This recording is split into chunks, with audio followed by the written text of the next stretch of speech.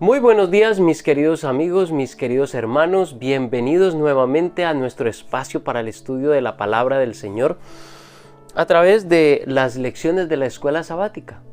Y pues hoy ya hemos llegado a viernes, es el día de la preparación, es el día en que nos preparamos psicológicamente, preparamos nuestro ambiente, preparamos todo para nuestro encuentro con nuestro maravilloso y amante Salvador en su día especial.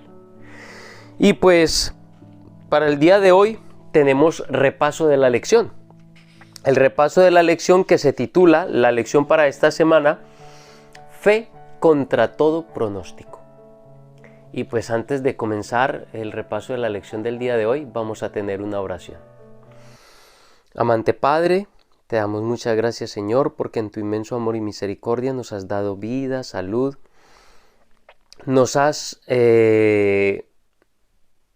permitido despertar a un nuevo día. Nos permites, Señor, en tu misericordia, acercarnos a ti a través de la oración, a través del estudio de tu palabra. Señor, tú eres grande y maravilloso con nosotros, pero también sé que hay personas que están pasando por dificultades, por enfermedades, por momentos difíciles, y también por ellos quiero pedir, Señor. Algunos de mis hermanos, de los que están aquí en este momento viendo estos videos que compartimos a través de las redes sociales, algunos tienen dificultades y quiero poner en tus manos todas esas cosas, esos pesares, esas dificultades, esas cosas que aquejan a mis hermanos, para que tú pongas tu mano sobre cada uno de ellos y puedas obrar en beneficio de ellos según tu voluntad y tu propósito para cada uno. Señor, pero también quiero pedir por el Espíritu, para que el Espíritu Santo esté con nosotros en este momento y sea Él el que dirige, el que guía y orienta nuestro estudio, que sea Él el profesor, el maestro en este momento, que ilumine nuestra mente para poder comprender tu palabra. Todo esto te lo rogamos en el nombre de Cristo Jesús. Amén. Fe contra todo pronóstico. Esta fue una lección muy interesante porque fue una lección donde se nos trajo a colación algunas enseñanzas importantes que necesitamos nosotros en nuestra vida cristiana, en nuestra labor, en la obra del Señor, en la obra de Cristo, pero se nos han enseñado a través de la experiencia de los grandes reformadores de la Edad Media. Grandes personajes que justamente en el punto de oscuridad de la Edad Media, cuando la Iglesia romana había hecho del mundo una oscuridad total en cuanto a las cosas espirituales, incluso en cuanto al conocimiento.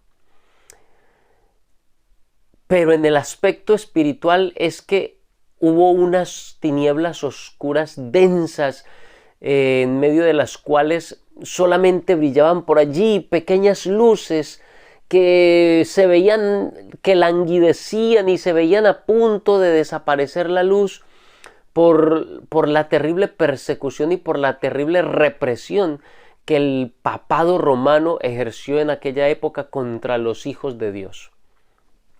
Y en aquellas densas tinieblas surgen estos grandes reformadores y nos traen enseñanzas, ejemplos bien importantes para nuestra vida espiritual.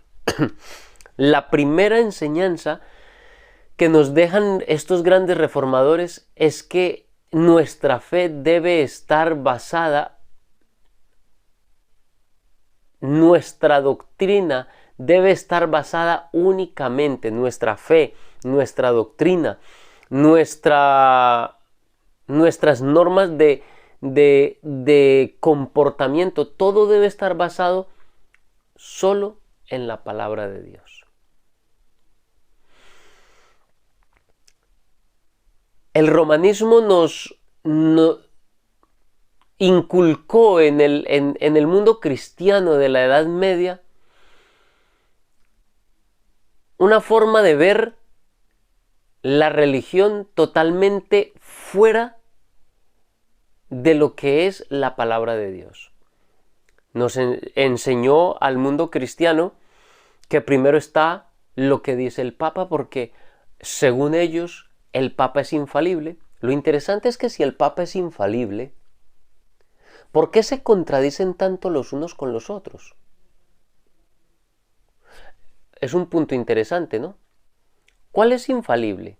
Si todos son infalibles, ¿por qué a veces, en muchas ocasiones, algunos papas contradijeron a otros papas? O como ocurrió en algún momento, en alguna época, me parece que fue en la época de Wycliffe, que habían 3 papas, peleándose los unos el uno con el otro por quedarse con el poder del papado y haciendo las más grotescas, horribles y cosas asquerosas para poder alcanzar el poder. Si eso es infalibilidad, yo me pregunto de qué infalibilidad estarían hablando. Bueno, en todo caso, el mundo cristiano fue enseñado por el romanismo de que el Papa es la cabeza de la Iglesia y es infalible, y con tanto poder que incluso podían modificar y cambiar cosas de la Biblia. Por tanto, si estaban capacitados para hacer eso, entonces se estaban poniendo incluso por encima de la palabra de Dios. Pero no solamente eso, dado que ellos eran infalibles, supuestamente, desarrollaron una tradición que, como fue dada por los papas supuestamente infalibles, entonces esa tradición también está por encima de la palabra de Dios. Y la palabra de Dios queda relegada a último puesto, casi olvidada en esa oscuridad terrible de la Edad Media. Pero los reformadores vienen a devolverle a la palabra de Dios su puesto, el puesto que realmente le pertenece a la palabra de Dios. Y la palabra de Dios está por encima de concilios, por encima de papas, por encima de tradiciones, por encima de seres humanos, por encima de todo el mundo. Porque es la Biblia y solo la Biblia, la única verdadera regla de fe y doctrina y comportamiento para el cristiano. No es lo que diga un papa, no es lo que diga un grupo de personas, no es lo que diga un concilio, no es lo que diga ningún ser humano. Es lo que está escrito en la palabra del Señor. Precisamente leíamos en el día del domingo textos como Salmos 119, 103 y 4, que dice: «Cuán dulces son a mi paladar tus palabras, más que la miel a mi boca. De tus mandamientos he adquirido inteligencia, por tanto he aborrecido el camino de mentira». O el Salmo 119, 162, «Me regocijo en tu palabra como el que haya muchos despojos». La Biblia era el fundamento de fe, el fundamento, la base sobre la que estaban fundamentadas absolutamente y por completo la fe de estos reformadores. La esencia de su enseñanza era la palabra del Señor. Comprendían que estaban tratando con la palabra inspirada de Dios, que el Espíritu Santo la había inspirado y que esa palabra permanece para siempre. Atesoraban cada una de esas palabras allí escritas en esa palabra del Señor, en la Biblia, y su fe se renovaba y se acrecentaba a medida que profundizaban en la palabra del Señor.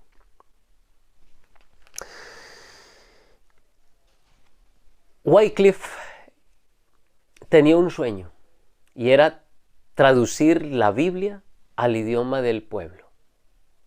Y eso le acarreó la sentencia de muerte incluso. Fue condenado como hereje, pero finalmente el romanismo no pudo echar mano de él. No pudieron matarlo, aunque después desenterraron sus huesos, los quemaron y echaron las cenizas al río. Pero cuando estaba siendo juzgado y condenado, dijo lo siguiente: «¿Contra quién piensan que están contendiendo? contra un anciano que ya está al borde del sepulcro. No, contra la verdad que es más fuerte que ustedes y que los vencerá. Eso fue lo que dijo Wycliffe. Y es lo que nosotros deberíamos sentir, de verdad, que no estamos estudiando un simple libro, estamos estudiando la palabra de Dios. Y que esa palabra de Dios puede transformar nuestra vida, nuestra existencia, si queremos y si se lo permitimos. Ahora, otra gran enseñanza que nos dejan los grandes reformadores de aquella época es que cuando escudriñamos la palabra, cuando nos enamoramos de esa palabra del Señor, cuando la devoramos y la degustamos como algo delicioso, como lo decía el salmista en el Salmo 119, como algo delicioso, como algo que definitivamente es deseable para nuestro corazón, pues definitivamente no nos podemos quedar atragantados con eso nosotros mismos. Hay que compartirlo. Cuando estudiamos la palabra de Dios de verdad con un corazón sincero y esa palabra de Dios transforma nuestra vida, hay algo que impide que nosotros nos quedemos callados. Eso que se mete en nuestra vida, en nuestro corazón, que es el Espíritu Santo a través del estudio de la palabra, nos lleva a compartir esa palabra con los demás. En el libro, en la carta del segundo a los Corintios dice: por lo cual, teniendo nosotros este ministerio según la misericordia que hemos recibido, no desmayamos. Antes bien, renunciamos a lo oculto y vergonzoso, no andando con astucia ni adulterando la palabra de Dios, sino por la manifestación de la verdad, recomendándonos a toda conciencia humana delante de Dios. Pero si nuestro evangelio está encubierto, aún encubierto, entre los que se pierden está encubierto. Es decir, lo proclamaban sin guardarse nada, mejor dicho.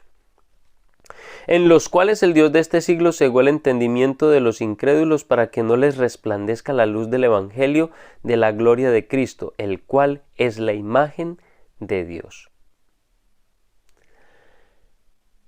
Eso es algo que eso es algo que deben hacer, no digamos deben hacer, esto es algo que por naturaleza y de manera espontánea nace en un corazón que realmente ama a Dios y profundiza en la palabra de Dios con deseo, con ánimo, con gusto, con placer en aprender en la voluntad del Señor. Es natural, pero si se hace de la manera correcta. Fue natural para todas estas personas y fue natural porque para ellos fue lo más importante. Y en aquella época surgió un personaje muy interesante, William Tyndale. Este hombre, su mayor deseo, al igual que Wycliffe, era poner la palabra de Dios al alcance del pueblo, en la lengua del pueblo. Y veíamos que la versión King James, la versión del rey Jacobo,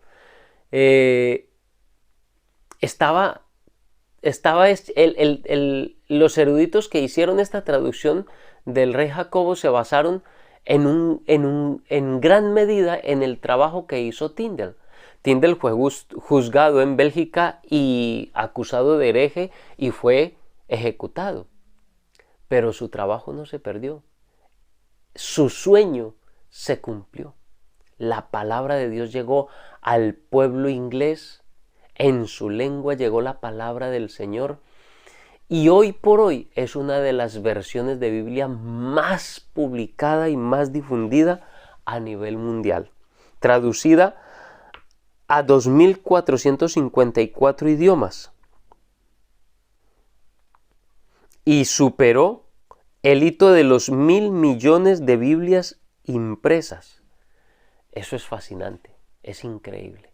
Pero eso es la obra del Señor, la obra del Padre Celestial. que ha obrado a través de estos personajes, a través de estas personas que han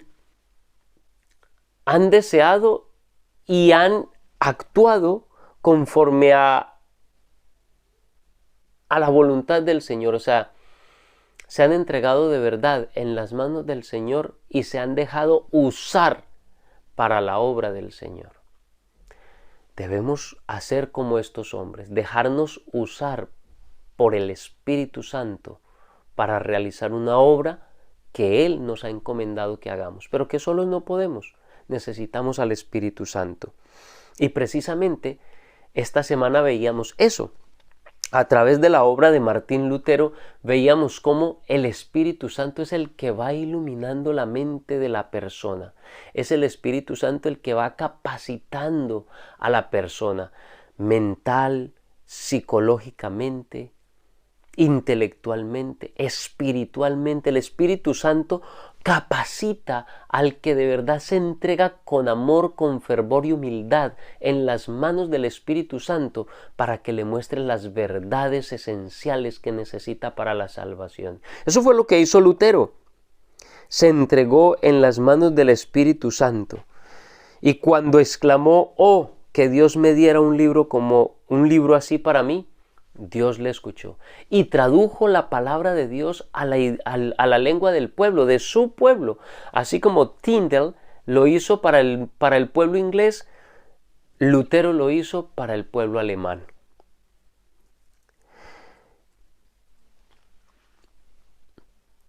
El reformador John Knox, escocés,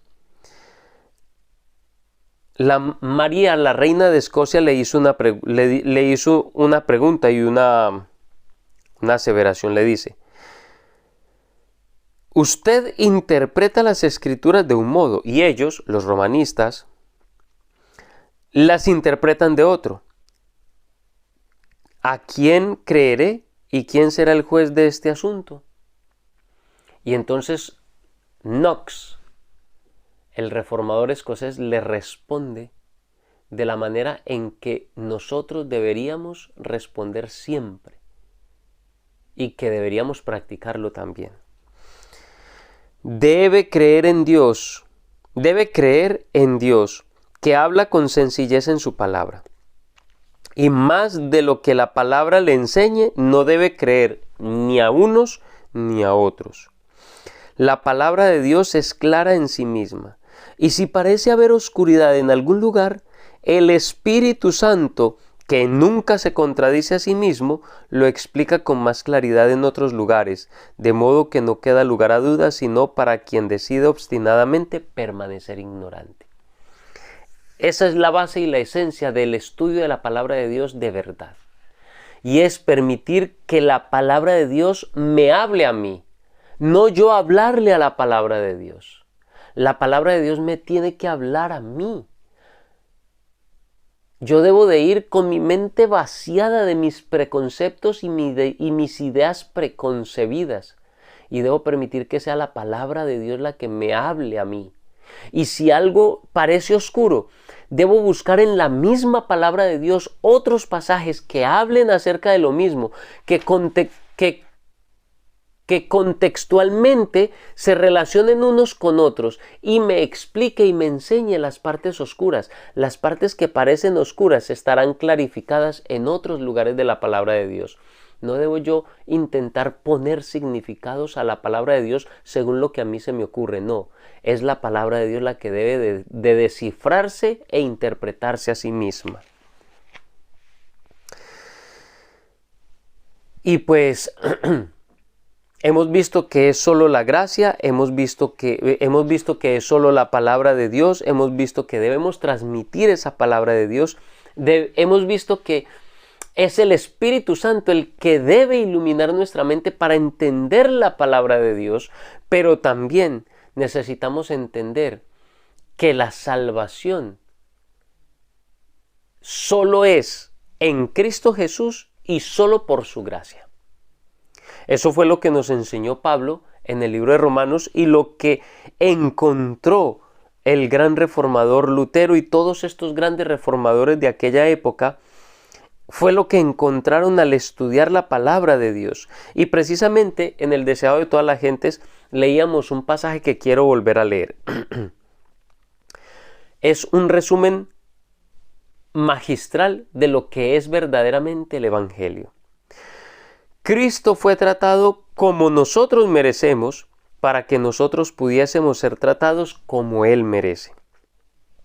Fue condenado por causa de nuestros pecados en los que no había participado, con el fin de que nosotros pudiésemos ser justificados por medio de su justicia en la cual nosotros no habíamos participado.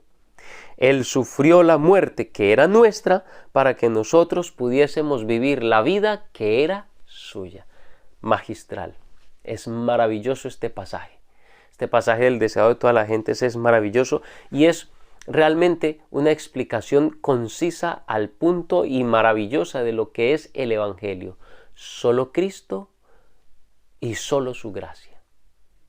Pero decir que la salvación es solo por Cristo y solo por su gracia no significa que la salvación por gracia es simplemente un asentamiento en nuestra mente, un aceptar mentalmente de, ay, yo creo en Dios. Y ya está, que eso es simplemente la salvación por fe, decir, yo creo. Pero Santiago es muy claro cuando él dice que tú crees, pues bien haces, pero los demonios también creen y tiemblan. ¿Qué era lo que estaba queriendo decir el apóstol Santiago? Santiago lo que estaba queriendo decir es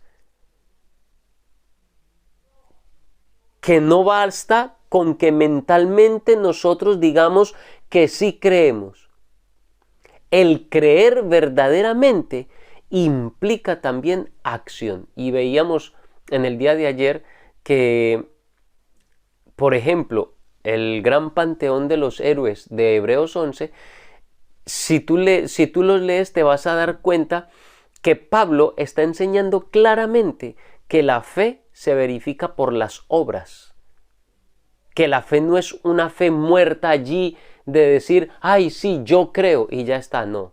Implica actuar en consecuencia con la fe que nosotros decimos. Y por eso Hebreos 11 dice, por fe Abraham, siendo ya viejo, tuvo un hijo. Por la fe Noé, siendo avisado del diluvio, construyó un arca. Es decir, por la fe hicieron algo, actuaron en consecuencia a esa fe, actuaron en obediencia a los mandamientos de Dios porque tuvieron fe. Esa es la verdadera fe.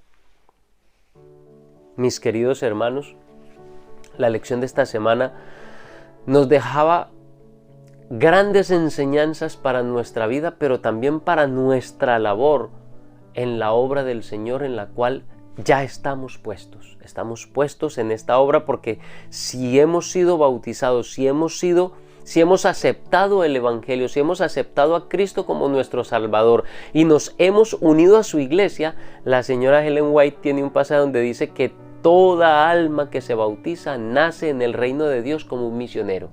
Así de sencillo.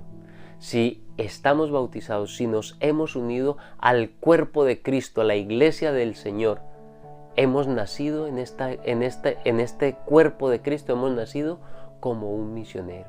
Y nuestro deber es propagar la palabra del Señor, pero teniendo en cuenta todo esto que hemos estudiado, para que no vayamos a cometer errores, sino que mediante el poder del Espíritu Santo, con su guía, con su dirección, con su instrucción, que con el Espíritu Santo podamos llevar el Evangelio a tantas personas que lo están necesitando.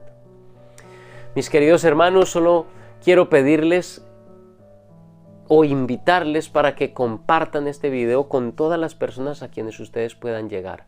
Que se suscriban al canal si no se han suscrito y únanse a este pequeño grupo de estudio de la palabra del Señor, y que nos dejen sus comentarios allí en la caja de los comentarios y nos dejan aquello que quieran comentar sobre la lección, preguntas, dudas, cualquier cosa que quieran comentar, bienvenido será. Y pues no siendo más, mis queridos hermanos, solo desearles a todos ustedes un muy feliz día y que Dios les bendiga.